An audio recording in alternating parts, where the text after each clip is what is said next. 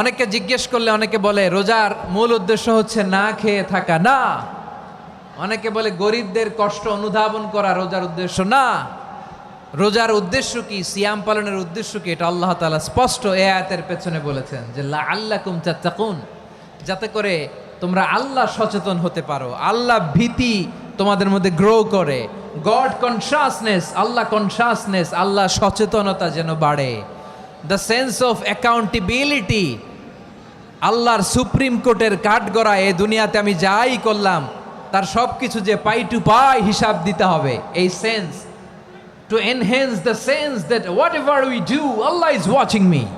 আপনি যাই করেন কেউ দেখে না, কিন্তু দেখে কে? শুরুতেই তো জিজ্ঞেস করেছিলাম যে কেউ যেটা দেখে না সেটা দেখেন কে? কেউ যেটা শোনে না সেটা শোনেন কে? এর নাম হচ্ছে লাআল্লাকুম তাত্তাকুন, যাতে করে তোমরা আল্লাহ সচেতন হতে পারো, আল্লাহ ভীরু হতে পারো। দুনিয়ার কেউ দেখে না, কিন্তু আল্লাহ দেখে। এটাই রোজার মূল শিক্ষা। আমার প্রিয় ভাইরা, আপনি লুকিয়ে লুকিয়ে ঘরের ভেতরে অন্যায় করেছেন, পাপ করেছেন, আপনার বাবা দেখে নাই, মা দেখে নাই, স্ত্রী দেখে নাই, কিন্তু দেখেছে কে? আল্লাহর চোখ ফাঁকি দেয়া যায়? আচ্ছা, বুঝে থাকলে বলেন তো, সিসি ক্যামেরার চোখ ফাঁকি দেয়া যায় কি যায় না? পুলিশের চোখ, র্যাবের চোখ, বিমানবন্দরে কাস্টমস অফিসারের চোখ, কিন্তু আমার আল্লাহর চোখ? সবাই বলেন, আল্লাহর চোখ ফাঁকি দেয়া যায়?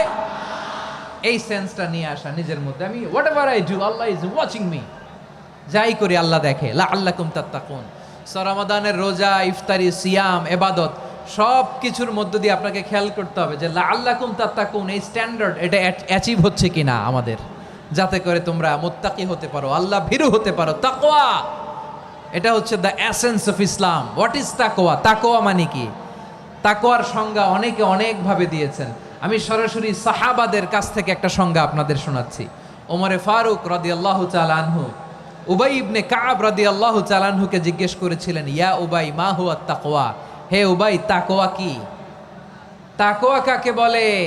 উবাই ইবনে কাব তিনি প্রশ্নের উত্তর না দিয়ে উনিও আবার প্রশ্ন ছুড়লেন। তিনি বললেন, ইয়া আমিরাল মুমিনিন আমা সালাকতা তরিকান যা শাউক, আপনি কি কাঁটাযুক্ত রাস্তা দিয়ে মরুভূমিতে কখনো হেঁটেছেন?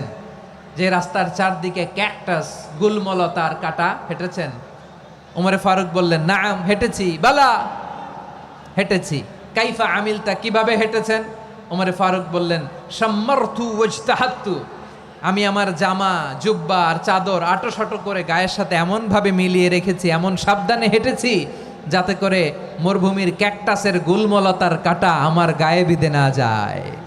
উবাই ইবনে কাব বললেন, ফাযালিকা হুয়া তাকওয়া, আরে তাহলে আপনি তো ঠিকই জানেন তাকওয়া মানে কি, এটাই তো তাকওয়া। ওই রাস্তা দিয়ে যেভাবে হেঁটেছেন পুরো দুনিয়ার জিন্দেগিটা এইভাবে সাবধানে চলার নামই হচ্ছে তাকওয়া। চিল্লায় বলো ঠিক কিনা? এই দুনিয়াতে পাপ পঙ্কিলতা থাকবে, শয়তানির হাতছানি থাকবে, অপরাধ প্রবণতা থাকবে, নফসের খায়েশ থাকবে, অন্যায়ের হাতছানি থাকবে, সব কিছুকে দোলে মুচড়ে পেছনে ফেলে সাবধান হয়ে এই দুনিয়ার সিরাতুল মুস্তাকিমের পথে চলতে হবে। যেই রাস্তা শুরু হয়েছে দুনিয়াতে, শেষ হয়ে গিয়েছে আল্লাহর জান্নাতের ভেতরে। চিল্লায় বলেন ঠিক কিনা? আমার প্রিয় চাঁপাইনবাবগঞ্জের ভাইয়েরা, এটার নামই তাকওয়া। উবাই ইবনে কাব বললেন, ও আমিরুল মুমিনিন, ওই কাঁটাযুক্ত গুলমলতার রাস্তার মধ্যে ঠিক যেমনি সাবধান হয়ে আপনি হেঁটেছেন, এই দুনিয়ার বুকে ওই সাবধান হয়ে চলার নাম হলো তাকওয়া। সুবহানাল্লাহ।